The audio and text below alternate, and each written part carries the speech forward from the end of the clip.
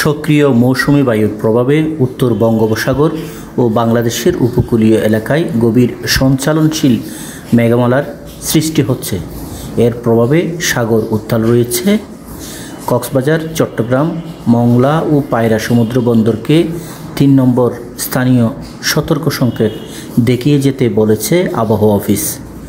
সকাল থেকে কক্সবাজার শহরে গুমোট আবহাওয়া বিরাজ করছিল, তবে জেলার অন্যান্য স্থানে বৃষ্টি হয়েছে। কিন্তু কক্সবাজার শহরে দুপুরের পরে বৃষ্টি শুরু হয়। সকাল থেকে মেঘাচ্ছন্ন আকাশ থাকলেও বৃষ্টি না হওয়ায় মানুষের স্বাভাবিক কাজকর্ম চলছিল।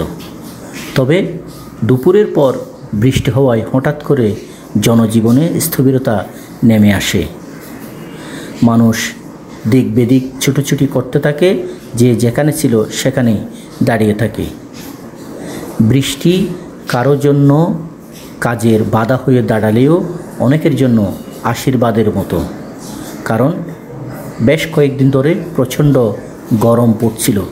আর এই গরমের পরে হঠাৎ বৃষ্টি অনেকের জন্য স্বস্তির কারণও হয়েছে। আবার অনেককে বৃষ্টির কারণে বিড়ম্বনায় পড়তেও দেখা গেছে। তবে আবহাওয়া অফিস বলছে, মৌসুমি বায়ুর কারণে বৃষ্টি, মেঘ এরকমই থাকবে আগামী কয়েকদিন। হঠাৎ বৃষ্টির ফলে কক্সবাজার শহরের অনেক স্থানে জলাবদ্ধতাও দেখা দিয়েছে।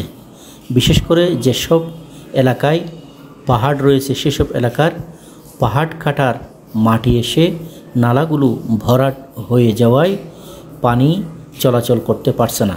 ফলে বৃষ্টির পানিগুলো সড়কের উপর দিয়ে চলাচল করছে। এতে করে শহরের বিভিন্ন স্থানে জলাবদ্ধতাও দেখা দিয়েছে। আবহাওয়া অফিস বলছে, ৩ নম্বর স্থানীয় সতর্ক সংকেত দেওয়ার কারণে যেসব মাছ ধরার ট্রলার সাগরে রয়েছে তারা যেন দ্রুত উপকূলে ফিরে আসে।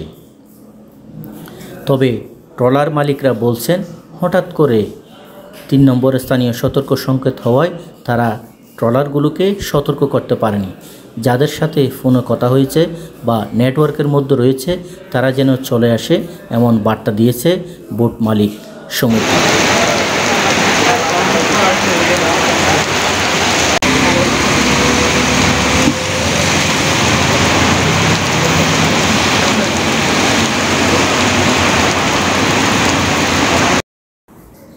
BD world news desk.